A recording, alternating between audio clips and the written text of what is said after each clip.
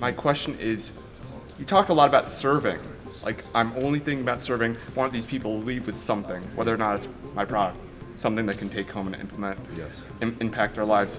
When did you realize in your platform closing career, your speaking career, like, that's all I'm going to focus on?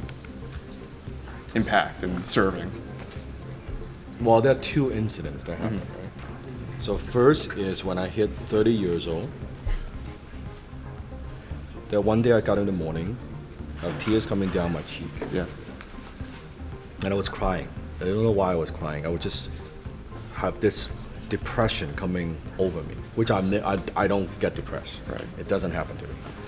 And I realized up to that point, the way I lived my life, that I've grown a company and made a lot of money, but I wasn't being who I wanted to be, right? Because I was 20 to 30 years old.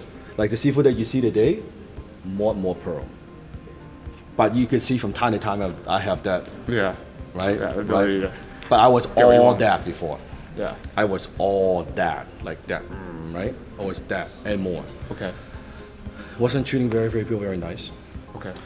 Wasn't just arrogant because I felt I'm so smart, and I'm smart, but it's a wrong attitude, right? So when I hit 30 years old, when that happens, depression, and that's when I realized, okay, I need to look for something else. So remember, like my both mom and dad, they're pearls, right? And my Big Dan, my mentor, is like Extreme Ruby, right? You guys know? Ruby, right? Yeah. So I thought that was the way you have to be successful. I didn't have any other role model. I didn't have 5 father figure.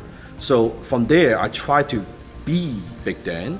Okay. Like do what he does and all that, and it wasn't. And I got to a certain point, but I wasn't happy. So that was first turning point. Right. Okay. So then I realized I went to deep dive in terms of spiritual work, in terms of even religious work. I did a lot of studying, and I found my kind of new path. Right. So that's number one. Second is when my father passed away.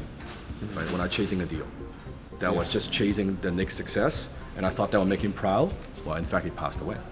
I missed that chance. That's when I realized that's not what life is about. Because when my father passed away, I'm like, okay, it's real. Like the people closest to you, they could leave. And then now I started asking, what's my legacy, right? What do I want to be, right? Do I want to keep going? I can make a lot of money, which I'm very good at making money, no problem, right? But then I would think about one thing that also when I went to the Bruce Lee grave in Seattle, right? You know, I was there. Every 5 minutes, there's someone going there. Every 5 minutes, after all these years, every 5 minutes, from all kinds of backgrounds, from all kinds of countries, people bring flowers and all that. I'm like, that's a legacy, right? That's a legacy. He's an iconic martial artist actor that lives throughout this age, right? And I'm like, I'm not saying like I'm Bruce Lee or anything. I'm just saying that, wow, right? So that inspires me. That's when I shift my focus into that. I don't need to use my ability to prove that I could be successful, generate money, revenue. I'm damn fucking good at that. I don't need that anymore. I want to. In fact, you guys don't know. Right now, when I came back, right in the middle, when we got back home, I'm setting up a new Dan Lok Foundation. Wow. Right, I want to be able to give back to education and health. Wow. So we're just in the middle of setting that up. But we structure my entire company, right?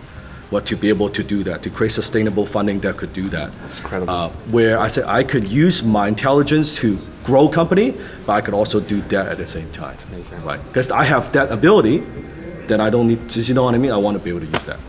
It's incredible. Thank you. Thank you. Thank you.